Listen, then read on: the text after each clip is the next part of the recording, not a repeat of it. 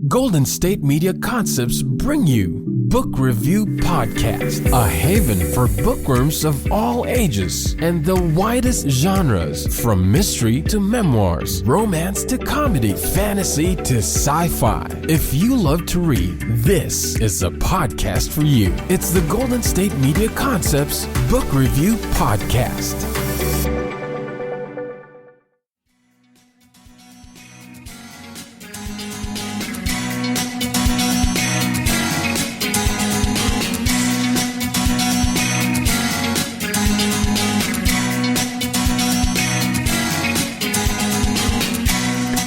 Hello and welcome to the GSMC Book Review Podcast, brought to you by the GSMC Podcast Network. I am your host, Sarah. I'm coming to you late this week. I apologize for that. It's been a week. It's been busy. I had technical issues this week. I had some scheduling conflicts this week, and Sunday is also the anniversary of my dad's death, so that is hitting me.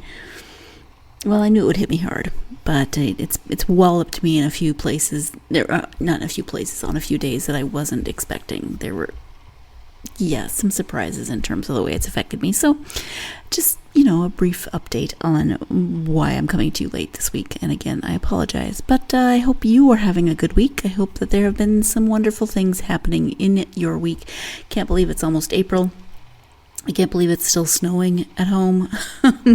Tomorrow is my brother's birthday, and I think had planned something outside, and I think they're going to have to move that inside because it looks like there's a winter storm warning going on right now. It's not unusual for it to snow on his birthday. Yes, he's an April Fool's baby, but it's usually a freak storm. They have just had snow nonstop. At any rate, he's an April Fool's baby, just so you know. My mom was actually induced for his birth, and she just thought, she was just ready for that baby to be done and out. She just was thinking it was Thursday, not April Fool's Day. So we were never allowed to do anything April Fool's-like on his birthday, and so I never remember that it's April Fool's Day. I just remember that it's my brother's birthday. Anyway, as you know, we're here to talk about books, not my brother and his birthday. As I mentioned in the last episode, I do have 2 returning authors this week for interviews. This interview today is with returning author Alison Levy. We are talking about the second book in her Damon collecting series. This one is called Blue Flame. Let me go ahead and give you a description of this book. While introducing Leda Morley, last of an ancient line of gatekeepers, to the ins and outs of her Damon collecting work, Raquel Wilde encounters something far more dangerous than any demon. A young boy who stands alone against an unseen yet terrifying enemy that has invaded his home. An inhuman creature who, hell-bent on revenge for a minor slight, intends to harm the boy's oblivious family. Meanwhile, Leda's brother Simon is feeling left out of his maternal family legacy, but is coping partly by helping Raquel's friend Bach, a previously homeless man with unusual mental abilities, get his life back on track. In the midst of all this, Bach unintentionally but serendipitously makes contact with a capable otherworldly being who, with great reluctance, agrees to help Bach and his friends take on the dangerous creature that's just become their problem to solve. Together, this group of unlikely allies must put aside their differences to save an innocent child and his family from a monster before it's too late. And again, that is the description of Blue Flame, which is, as I said, the second book in the Damon collecting series. It is continuing that story from the first book, where we are introduced to Raquel and Bach and Leda. We now have Simon thrown into that mix, plus a new problem to solve, new characters, new villains, and there's some storylines that, of course, carries over from the last book that didn't fully get resolved. That's still being worked through in this book, although not as much as might be, because we are building on other things in this story. But I am very much enjoying this series. I like, of course, learning more about characters as time goes on. I enjoy that there is now Raquel and Lita and Simon and Bach, and they are kind of seemingly on their own quests, but come together to help this young boy to figure out how to best solve this problem for this family. We're learning more about Raquel's world. We are, especially through Lita's eyes, because Lita has an insatiable curiosity and she is trying to soak up as much as possible. So the story's continuing. I'm happy to continue learning more about where this plot is taking us, where it's going to go, because there is an overarching conspiracy that is happening throughout the story, and we're slowly unraveling that. Learn more about that in the first book, and while it's not the main focus of this story, it is still, of course, within the framework, within the scope of the story, within the webbing of the story, if you will, and so that's going to be explored further. When I was asked to have Alison back on the podcast, I was very excited and was looking forward to talking to her again, learning more about the story and the characters, and continuing a story that I very much enjoy. So let's go ahead and turn now to the interview with Alison so she can tell you more about Blue Flame, second book of the Damon Collecting series. Hi, Alison. Welcome back to the podcast. Hi, thanks for having me again. Thanks for being here. I'm excited that I get to have you back to talk about the second book in this series. Before we do that, though, in case somebody hasn't heard the first interview or they maybe need a refresher, if you could just start by sharing a little bit about yourself, that would be great. My name is Alison Levy. I write urban fiction, urban fantasy. And this is my second book that's come out in my Damon Collecting series. I live in Greensboro, North Carolina. I have my family, my husband, my son. We have 3 dogs, all rough collies, and we have 2 kitty cats, one of whom's sitting over here with me, listening to me. I went to school years ago to get a law degree, which I did, but ended up not using. I'm very good at school. I was a very bad lawyer. But so I'm now a stay-at-home mom, full-time writer, and dog taker care of. I also do home improvement projects. I garden, and I walk my dogs as much as I can, weather permitting. Sounds wonderful, and dogs are a really good reason to. Well, no, exercise is a really good reason to have a dog. There's many, many other good reasons, but exercise is... And vice versa, sure. Yeah, exactly. So this is the second book in the Damon Collecting series. We talked about the first one the last time you were here. Can you give an overview of the series before we start talking about the second book? Sure. The book is about people from another dimension who visit ours to monitor daemons, which are creatures that are out of phase with reality that tempt human beings for good or for evil. The people from another dimension identify, capture, and repair malfunctioning daemons. These people are called collectors.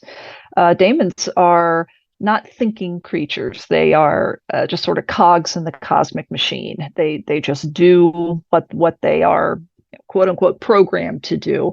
And occasionally they break down. So these people collect them and repair them before returning them to the wild. My main character, whose name is Rachel Wild. She would tell you her name is pronounced Raquel, but spelled Rachel.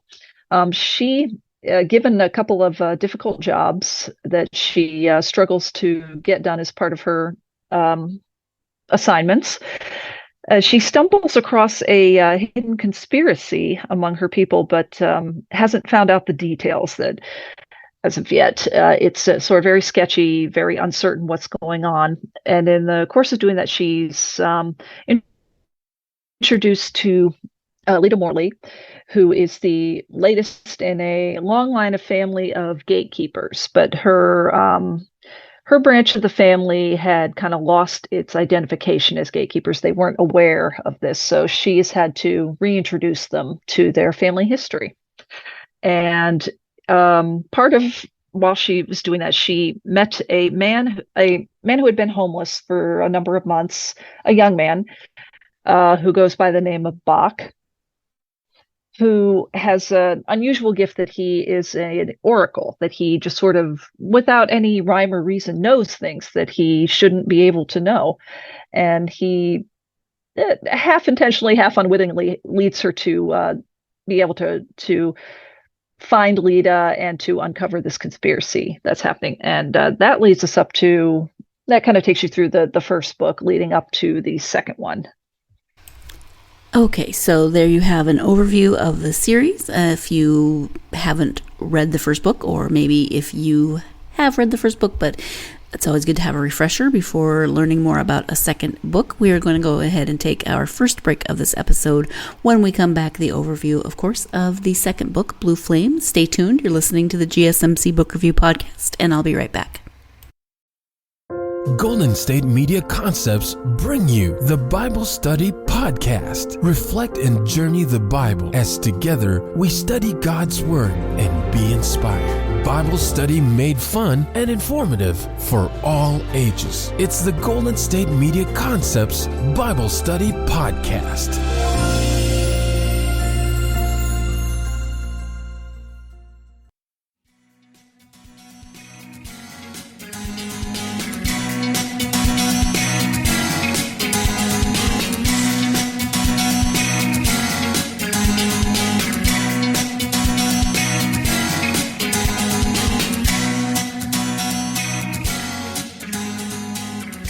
Welcome back to the GSMC Book Review Podcast and my interview with author Alison Levy. We are talking about her Damon Collecting series, and the second book in that series is called Blue Flame.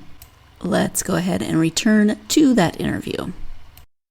The first book has some pretty big things happen towards the end, which lead into some of the events of the second one. Mm-hmm. So it's always a little tricky to talk about subsequent books in a series, of course, not give too much away. I'm guessing you as the author have a little bit better experience of this than me as a reader, but I'm going to do my best, and you, sure. Well, I guess more so you as the author are allowed to give more away if you want to. I never want to give more away than I should. So the second book is called Blue Flame. And we open now, we've got Raquel and Lita. Lita's learning more from Raquel, but her brother Simon is also kind of hanging out with Bach, and they've got their own adventure happening. Yeah. To give as much of an overview of Blue Flame as you feel comfortable giving for readers. Sure, absolutely. The first part of the book is split between sort of split between what Lita and Raquel are doing and what Simon and Bach are doing. Lita is shadowing Raquel at her job. That as part of learning about her gatekeeper heritage, she's kind of taken upon herself to learn as much as she can about this. Lita has a very inquisitive mind, and she's always trying to learn more about everything that she can, and this is all very fascinating stuff to her, as opposed to Raquel, that this is just her job, and she finds it kind of boring, and she doesn't quite understand Lita's enthusiasm. But the other part of that split plot is Simon, who's Lita's brother, sort of steps up after he meets Bach to help him get his life back on track. That, as I mentioned, Bach had been homeless for another number of months and had kind of lost touch with, fallen out of communication with pretty much everyone in his life. For multiple reasons, but Simon sort of struggling with the idea of this gatekeeper heritage that he had, because it doesn't technically involve him. It's only passed down through the women in his family, and he's feeling the loss of their father in that moment. I think he has this father-shaped hole in his heart. I think of it that. So he's now got these women in his life who are very excited to get this inheritance that he's never going to have. So he kind of sees a chance with Bach. It's like, well, this is something I can do to kind of be involved and do some good, really. And so he drives Bach around the city to sort of help him pick up the things that he had dropped along the way, helping him get some of his belongings back, helping him, making sure that he did graduate from college. Like he thought he would, even though he missed some of the last bits. And the two sides of this plot meet when Raquel discovers that a young boy whose family runs a local market in the neighborhood, he has this very rare ability, but he also has a very huge problem. There's a strange creature in his home that's putting his family in danger, and at that moment he's the only one standing between that creature and his family, and he's a young child. He's maybe 6-7 years old. So this is a huge burden for him, even with this strange power that he has. It's a very dangerous thing for him to be involved in, and Raquel wants to help, but finds she's not necessarily in a position to. But then the group discovers that Bach has this strange link to the problem that may end up being what helps. So it's for me, the scariest thing about being a parent is being afraid that your child's going to have to face something really scary. Mm-hmm. And you're not going to be able to help. So for me, it's this very scary thing of having this poor young child, even a very powerful child, having to face something that his parents can't see, they can't help with, they don't understand. And he has this very, very touching little moment with Raquel asking her for help. And it tugs at my heartstrings thinking about them, like, oh, I hope my kid never has to never has to reach out like that. No.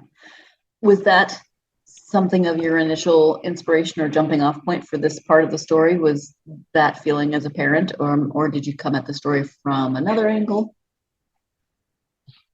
I definitely think it was a big moment. I'm never exactly sure where the inspiration comes from, but I gotta believe that being a parent and always having that fear, even as your kid grows up, you think, oh, have I prepared the child for this? Have I prepared them to do this? Am I going to be available if they need me?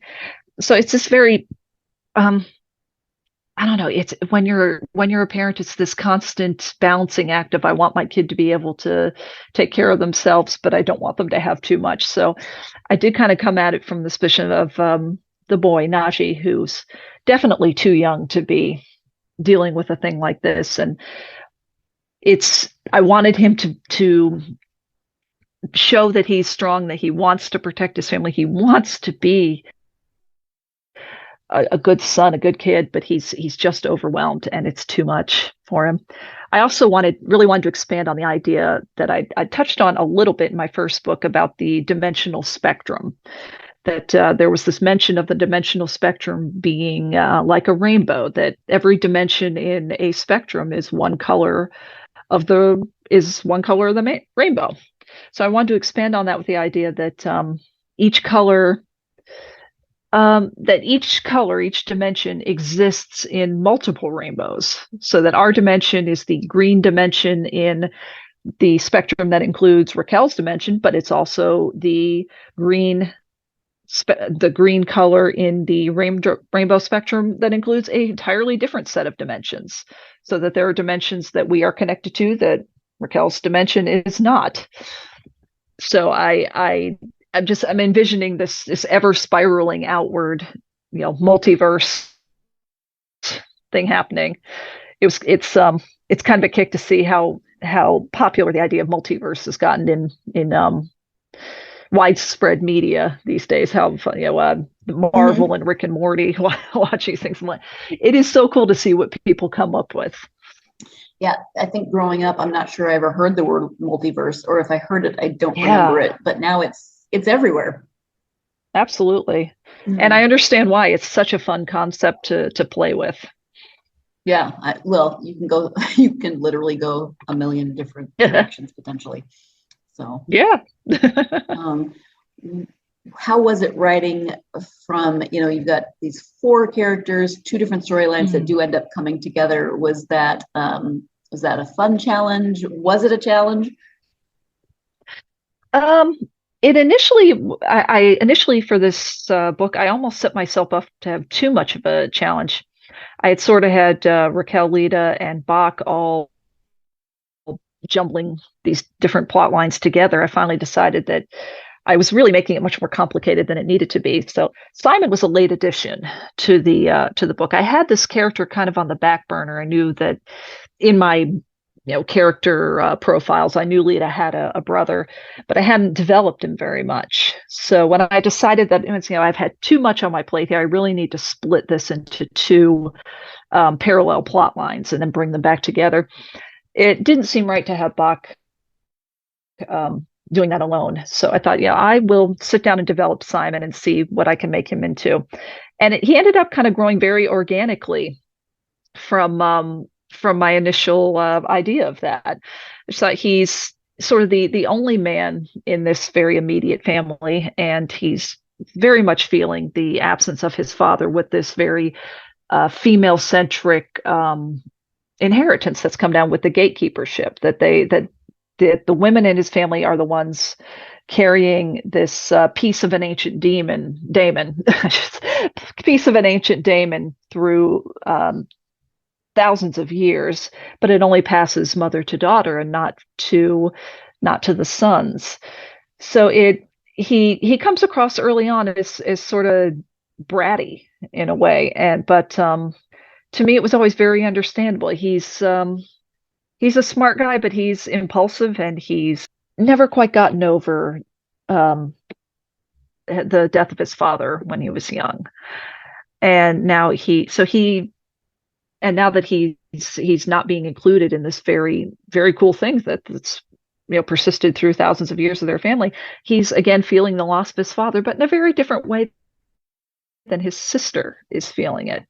So that, for me, it turned into this character who he's a young man. He's still growing into himself as a man. It's always a fascinating thing for me to see men at this age where they're fully transitioning into, like, they've been this sort of teenage, young 20s kind of guy, and they have this late stage burst of maturity into men. And it's such a beautiful thing to see, and that's where I think Simon is.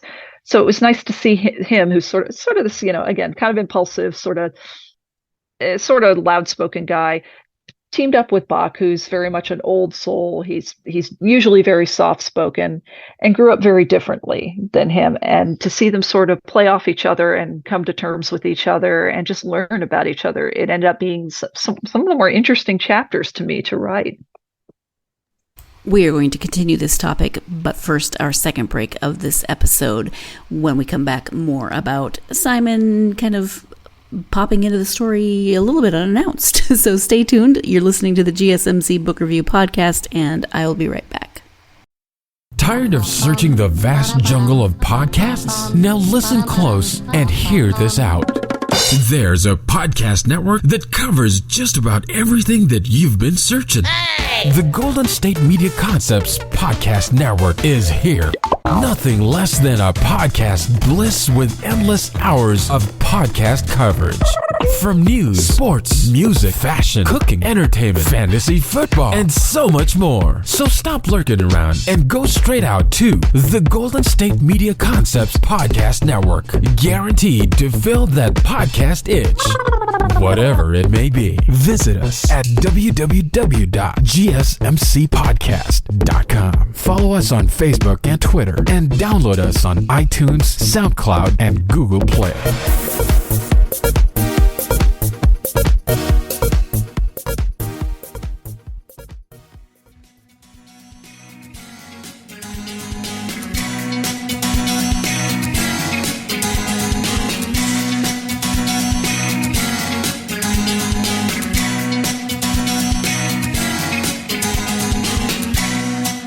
Welcome back to the GSMC Book Review Podcast. I am speaking with author Alison Levy about her book Blue Flame. Before the book, she was talking about the characters and the development of those characters, and how Lita's brother Simon, she knew about him but had not planned on having him as part of the story as much as he was, and then that happened, and so just wanted to refresh your memory because my next sentence is in response to her last sentence, which was before the break. Which is kind of fun and interesting when you think that Simon was, I mean, he may have not even existed had you not kind of fleshed out Lita's character and known she had a brother. Was it, how was that for you to go back in an existing story and put in this now fully fleshed character that wasn't there before? It was really fun. I had a very good sense of Lita from very early on when I sat down to write. And it always made sense to me that she was the oldest child, but not the only child. I think she's a character who's very intelligent, has more brains than she's had opportunity in her life. And because she's the firstborn, I always got the feeling that she lived with very high family expectations. So she feels very driven and very disappointed in herself if she doesn't live up to those expectations, which is a very oldest child trait that's common to many of us, I think. And Simon, being the younger child, maybe didn't have the same expectations put on him, but still growing up in the same family, that they have this bond together and they understand each other, but are very different, which in a way I think is me and my younger brother, that we grew up in the same family, but in other ways, very, very different. So we had a very different experience of growing up in that house. And that's what's very true for them.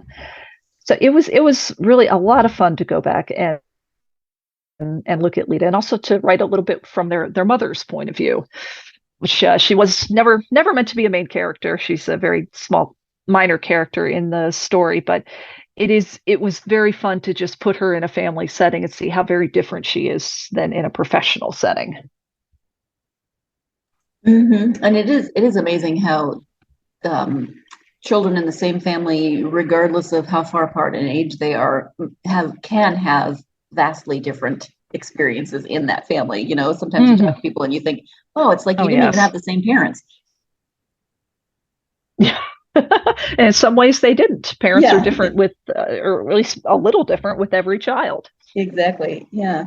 And then in terms of characters, there is another voice that appears between chapters, and that is the voice of the creature that the young boy is keeping at bay with his gifts. What made you decide to include that perspective? My first book, I think one of the criticisms I read about my first book was that the villain seemed very two-dimensional to some people, and even though I wrote the villain that way deliberately, because he's meant to not be. You're not really meant to look at him as a person. He's part of a larger problem. He's an extension of this big conspiracy that's happening. But I kind of took that to heart, and I thought, okay, so let's do it a little differently for this book. And I sat down with this creature and I thought, well, what's his motivation? He's not just a big boogeyman who's attacking a child. Why is he doing this? So I'm trying to hint through his voice, being that he comes from a society that has a very strict sense of honor, that has a very strict sense of social structure, so that if Najee, the child, very unintentionally offended him, without even at the time knowing that he existed. But this creature now feels that he cannot go home, can't go back to his own world until he rights this wrong. He can't go face his family unless he takes his own pound of flesh, so to speak. So he feels that he's not only, he's taking revenge for a wrong committed against him, but he's also upholding his family's position in society. And I thought there's no way to get that to come through unless some of the book was in his perspective, because particularly as it's not clear early on in the book what exactly it is that this poor child is facing. The only way to get that across would be in his voice. And I ended up really enjoying writing those chapters. Just that he comes across to our eyes as the readers, like, yes, he's doing something very bad, but in his own way, he is trying very, very hard to do what he thinks is the correct course of action, even if it is a monstrous thing that he's doing. Mm-hmm. And there was one scene where he it was just a really simple line, but something that he knew his people were close, and he had hope, and then he lost that hope, and it was a little bit heartbreaking, even though I know that this is the bad guy in the book. You really did, just that one line was like, oh, I don't want to feel for this this character. Yeah. No one's ever the villain of their own story. Exactly. That's a very true thing. Yeah. Yeah. In terms of world building, you've got our dimension, the green dimension, but you've got all these other dimensions, and Raquel, as a collector, comes from a different dimension. How much world building have you done in those dimensions, just, for your own or for parts of the story that we maybe don't know about yet? I feel like I've done quite a lot, and I feel like many writers, I think sometimes I'm world building when I don't even intend to be, and I forget to take notes sometimes, and then I have to go back and figure it out all over again. But yeah, I really had to expand on the world building this time around, largely just because of the plot line involving Raquel and Lita. That Lita, again, very intelligent, constantly trying to learn more about what's going on around her. So she's bombarding Raquel with questions about things like, tell me about this, tell me about that. And she's taking notes, trying to learn things. And Raquel, for her, these are very mundane questions that she's never even thought about. Well, why do we do this? I don't know. We just do this. So it would never occur to her to wonder why these things are. So in that respect, it was very interesting for me to be writing answers to questions. It's almost as if I could put out the question through Lita's voice and then construct an answer through Raquel's. So it was this very, very interesting back and forth for me to write. And yeah, in every little question that I came up with for this, it just spawned lots of other questions for me. So I'm adding my own notes to myself and be like, well, oh, there's this going on, there's this going on, there's this going on. And how much of it I'll ever use, not a clue, but it is all there if I need to reference it. Yeah. When you said that you sometimes are world building, but you forget to take notes, I feel like I would world build in the shower and then get out and just not remember any of it. Oh, yeah. Yeah. Which is also kind of or like driving the car. That was the one for me. Yes. I feel like it's the same with research, that you have to do so much more research than ever actually shows up in a book. I'm sure world building is a little bit like that. Yeah. Did you do any particular types of research for this book? I did. I can't talk about some of the research, or I'll give away too much about the creature and things. But that was some fascinating deep diving I did into that. But I did a lot of research on mental health issues, particularly among homeless populations. Mental health is always something I'm aware of. Part of my mental health process is writing, and I deal with my anxiety and to a lesser extent depression by immersing myself in my own writing, and it helps me takes me out of the daily cyclical routines that I get stuck in that sometimes just keep the anxiety going. And it's nice to be able to step back from that and kind of lose myself in something that's not anxiety building. So I did do research on that, and part of that was Bach in this story struggling with a lot of the things he's been through, struggling with that he had essentially been out of his mind, really not through any fault of his own. So he spent about 6 months, I think, was that right? But I think I wrote that, about 6 months homeless. Mm-hmm. And part of what we find out, I don't feel I'll go ahead and spoil this a little bit just because it's not a major part of this part of the story, is that Bach does tell Simon at a point that he is gay, and mentions that he had come out to his parents at some point. And I read a lot about LGBTQ plus coming out stories or difficulties in growing up with knowing this about themselves and how they told their parents. One of the less highlighted responses I read about in the coming out stories are parents who are just pretending it didn't happen. It's like, yes, oh yeah, your kid told you they're coming out. Well, we're just not going to think about that, and we're just not going to acknowledge it in any little way. And to me, that was always how Bach's parents dealt with things that they didn't like about him. They just pretended that it wasn't happening because Bach in many ways was not a good fit in his family. His parents very privileged. He didn't grow up wanting anything, but they were very disconnected from his life and just sort of, well, yeah, he's a little embarrassing. We're just going to pretend that he's not different from us in this way. To the point where one of the things we learn about Bach is that his parents never reported him missing. Despite him having been gone for 6 months, they never actually reported him missing. It was a acquaintance of his who actually reported it instead. So it was on the reading all those stories. It was on the one hand, it was very enlightening. It was sometimes very upsetting, and sometimes very encouraging. And just see how wildly different people's backgrounds can be, and how wildly different parents can be with their own children.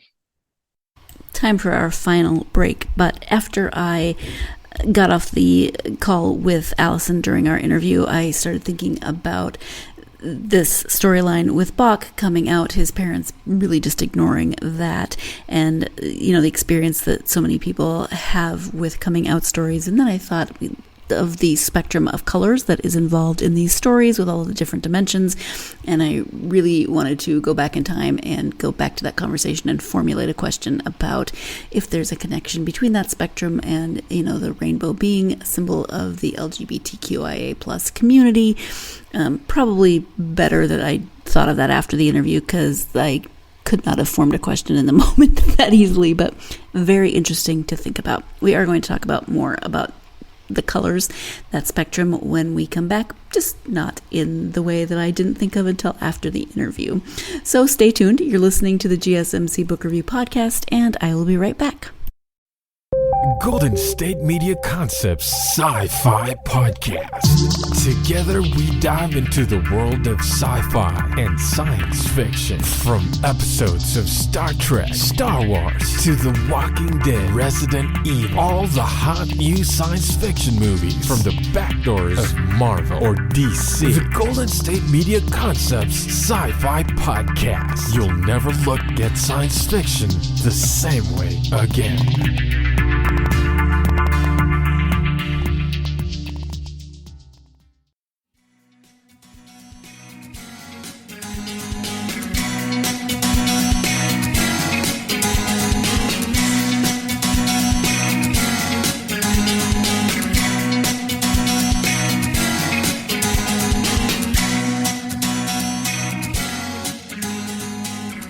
Welcome back to the GSMC Book Review Podcast and the conclusion of my interview with author Alison Levy. Yeah, who needs enemies when you have parents like that, yeah? Oh, goodness. Yeah. Yes. You mentioned the colors for the dimensions. Are you working through colors with the story, or do you have what's your I just realized as I was saying this, arc now takes on a whole new meaning, but what's your arc for the series? Well, the next book, I have the rough draft done. I don't have any idea of when I'll be proceeding with that, but there is quite a bit more in that, dealing with the other dimensions in the spectrum that Raquel and Lita are both in our world and hers. And one of the ones that they're going to talk quite a bit about is the indigo, so to speak, color of that. This is a world that was populated with humans, but that the humans in this just absolutely decimated their own world through pollution and various other war and whatnot. And Raquel's going to recount the things she's learned in school about this, and how wildly upsetting it was for her and for other children in her dimension to learn about this and to see horribly wrong things can go.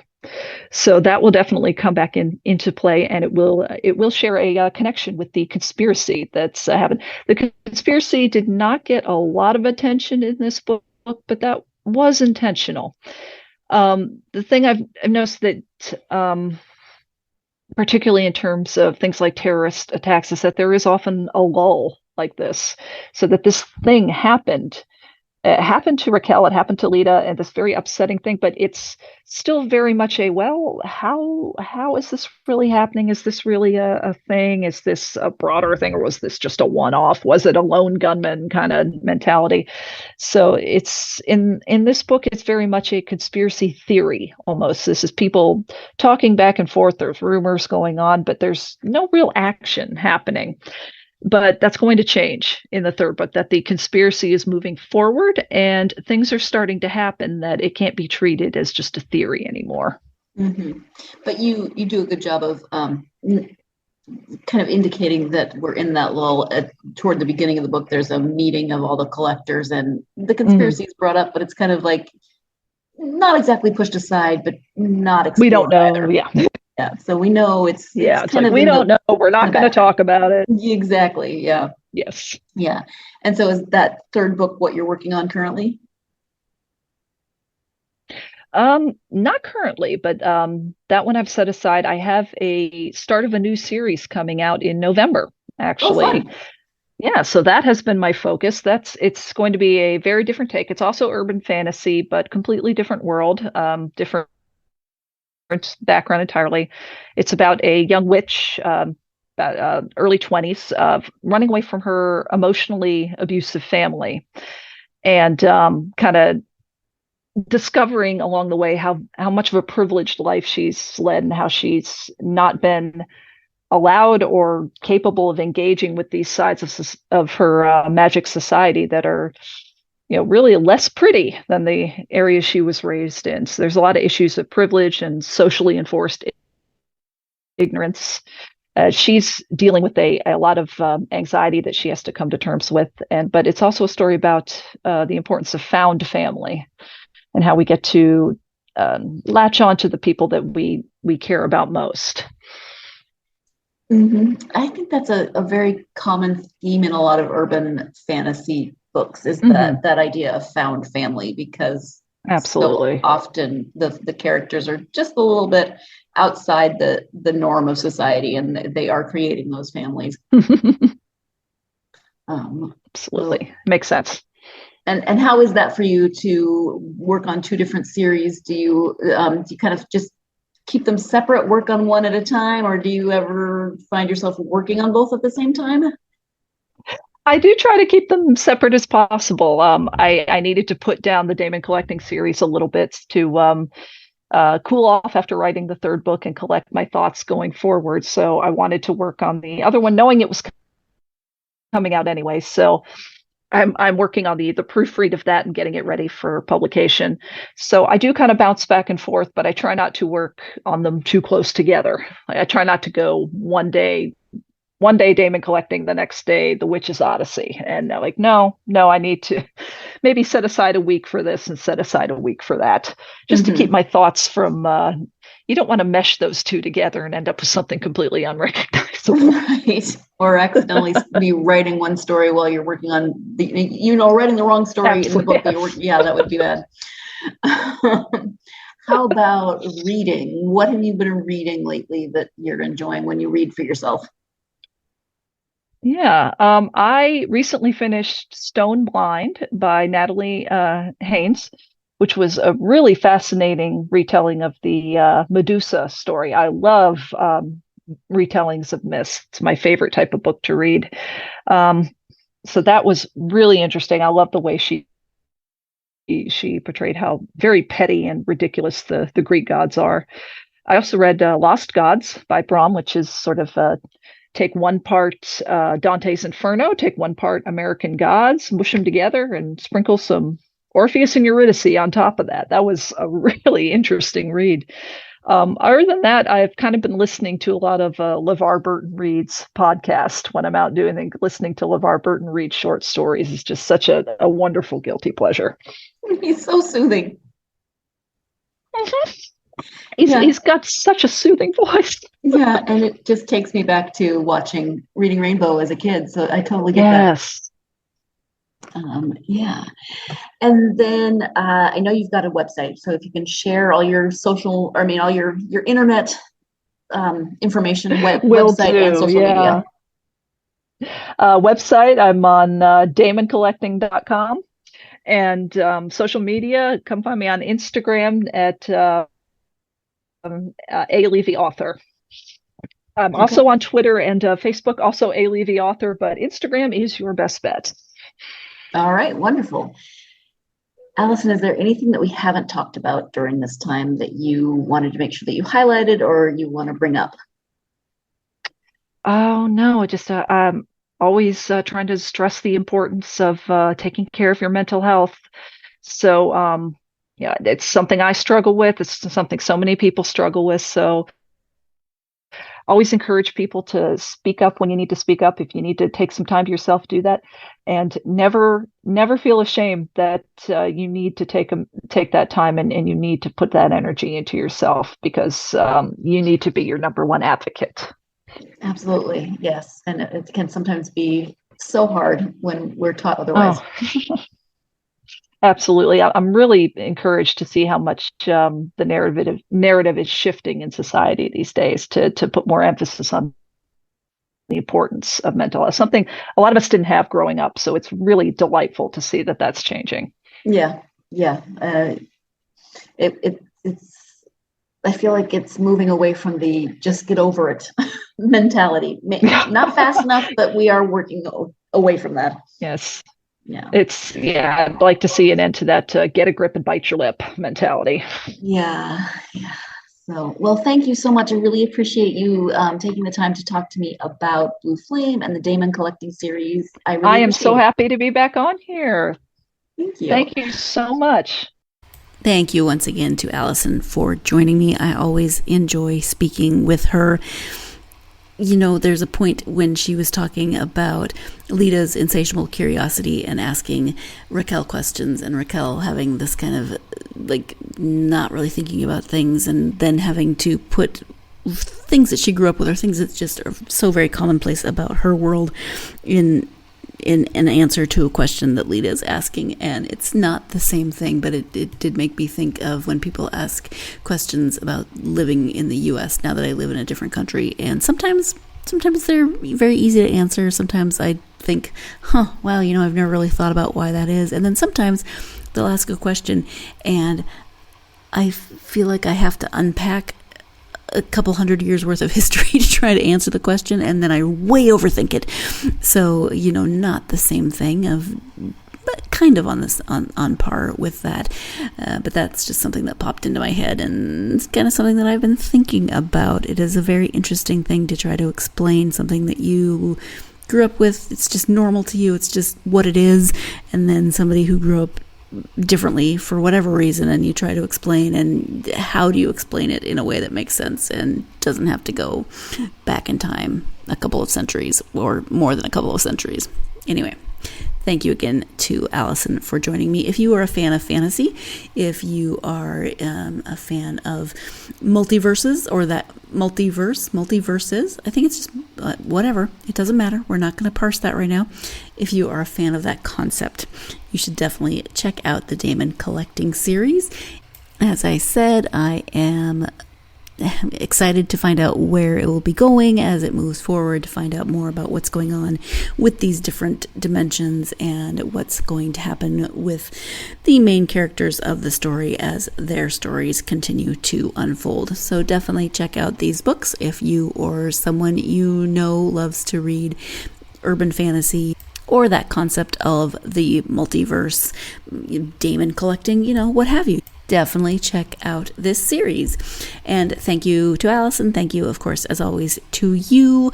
I hope you will join me for the next episode when my second returning author of this week is coming back. That is Maisie Eddings. And And if you were paying attention at the end of the last episode, you may have heard me say that Maisie Eddings was going to be on this episode. That would be the scheduling snafu that I mentioned or alluded to at the beginning of this episode. It was a comedy of errors. So she will be the next episode. And that one has been, actually, the interview has been recorded. There's no scheduling snafu. She will be on the next episode. So join me for that. We're going to talk about her romantic comedy called The Plus One. And just like with Alison, I always enjoy when Maisie comes on the podcast. She's a lot of fun to talk to.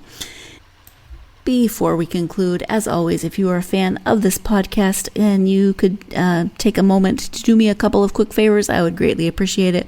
Like, follow, and subscribe on whatever platform you listen to the podcast on. That way you'll always know when there's new episodes. It also helps to get the podcast out to more listeners. Leave a review, starred or written, either way. Very, very helpful, and I am greatly appreciative of those reviews. And finally, follow the podcast on social media: Facebook, Twitter, TikTok, and Instagram.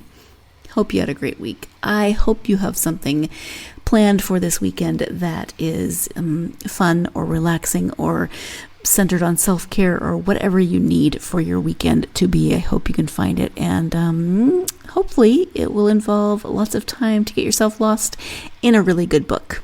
Thank you so much. You've been listening to the Golden State Media Concepts Book Review Podcast, part of the Golden State Media Concepts Podcast Network. You can find this show and others like it at www.gsmcpodcast.com. Download our podcast on iTunes, Stitcher, SoundCloud, and Google Play. Just type in GSMC to find all the shows from the Golden State Media Concepts Podcast Network, from movies to music, from sports to entertainment, and even weird news. You can also follow us on Twitter and on Facebook. Thank you, and we hope you have enjoyed today's program.